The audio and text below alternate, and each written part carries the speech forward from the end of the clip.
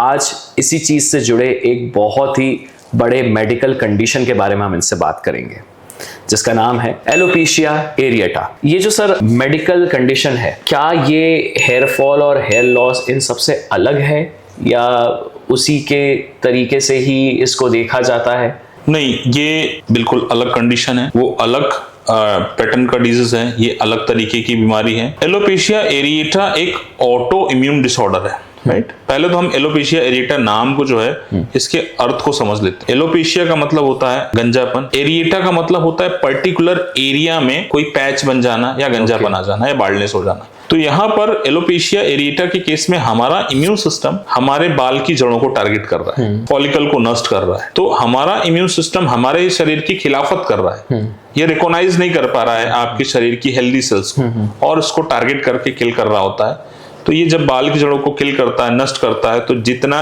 Area में किल कर रहा होता है धीरे धीरे पैचेस बनना शुरू हो जाते हैं।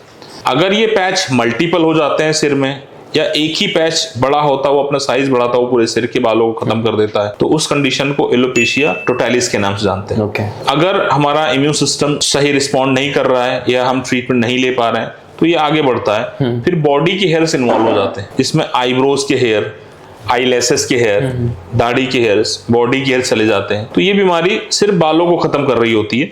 तो जब आपके पूरे शरीर के बाल खत्म हो जाते हैं तो इस कंडीशन को हम एलोपेशिया यूनिवर्सलिस के नाम से जानते हैं। यूनिवर्सलिस मतलब पूरे बॉडी के हेयर्स खत्म हो जाना। अगर ये आगे बढ़ी तो फिर ये जहां स्कैल्प की जो आपकी स्किन है उसको ये चिकनी कर देता है, थोड़ा मोटी कर देता है, कड़क हो जाती है। इस कंडीशन को हम स्यूडोपेलाइडे कहते हैं, राइट।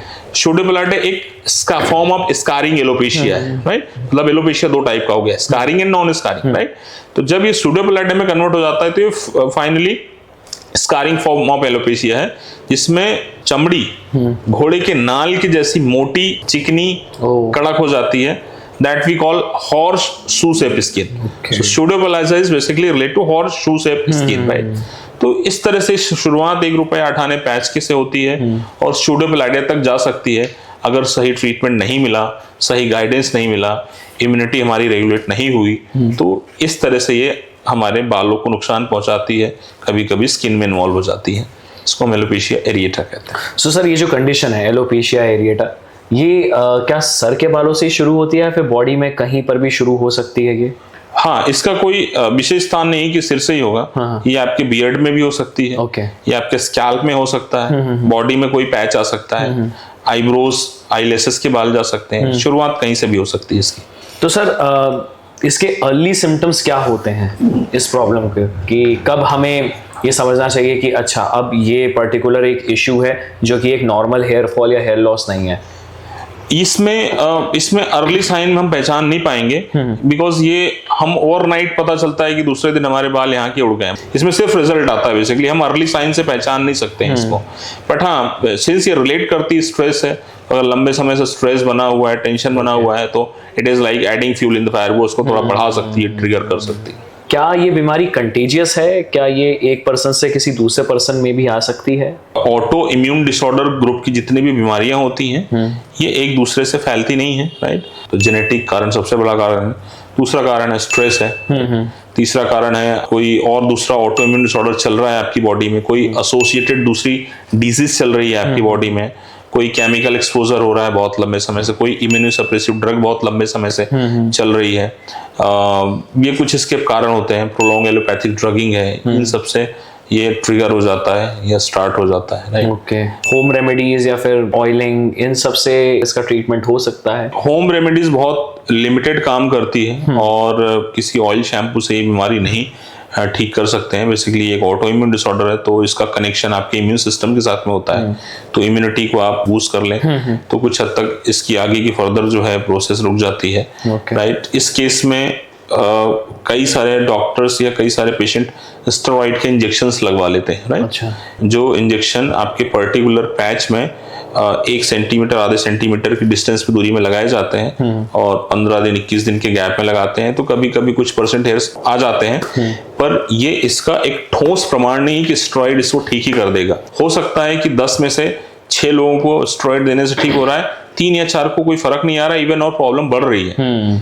सो सर इसके कुछ जो प्रॉपर ट्रीटमेंट्स होंगे तो वो क्या हैं अगर हम बोथ नेशनली और इंटरनेशनली देखें? जितने भी ऑटो इम्यून डिसऑर्डर है, इसका कनेक्शन लाइफस्टाइल से बहुत जुड़ा हुआ होता है। Okay. तो ये एक पूरा मैनेजमेंट वाला पार्ट है, राइट? आप सोचें कि मैं सिर्फ एक चीज करके इसको ठीक करूंगा तो practically this not possible, right? आपको लाइफस्टाइल बैलेंस भी करना है, डाइट रिजीम पे भी ध्यान देना है, राइट? आपको इम्यूनिटी के लिए कुछ करना पड़ेगा, राइट? तो हर एक डॉक्टर का इसको रोकने का अलग पैटर्न है। कुछ एक्सटर्नल एप्लीकेशन, कुछ लोग इसमें मिनॉक्सिडिल भी लगाने को बोलते हैं। अगर आप घरेलू बात कर रहे थे तो इसमें एक बहुत कारगर होता है, लेमन गार्लिक लगाते हैं तो कभी कभी थोड़े स्टिमुलेट हो जाते हैं, पैच आ जाते हैं। लेमन गार्लिक एक तरीका है और इसको वीक में 2 बार कर सकते हैं। जैसे आपने लेमन स्क्वीज कर लिया और उसमें गार्लिक अनरैप करके, हाँ, पील करके और उसको जो है चॉप करके उसमें मिक्स करके हल्का सा आप उंगलियों से लगा के छोड़ दें। 10-15 मिनट बाद आप उसको शैम्पू कर लें और ऐसा वीक में 2 बार कर सकते हैं, इससे ज्यादा नहीं करना है। उसमें भी ध्यान रखना है कि अगर चमड़ी जल रही है, उसका कलर चेंज हो रहा है तो उसको अवॉइड करना है, इग्नोर करना है, राइट? तो वो डॉक्टर की सलाह से करें, राइट? सिर्फ वीडियो देख के इसको ट्राई नहीं करें कभी भी। तो घरेलू नुस्खे कुछ हद तक इसमें काम कारगर हैं और ये पूरा ये मैनेजमेंट वाला केस है। तो आपको एक्सटर्नल भी मैनेज करना है, इंटरनल इम्यूनिटी भी मैनेज करनी है और जरूरत पड़ती है तो स्टेरॉइड के इंजेक्शंस भी कई सारे डॉक्टर इसमें लगाते हैं, लगा सकते हैं।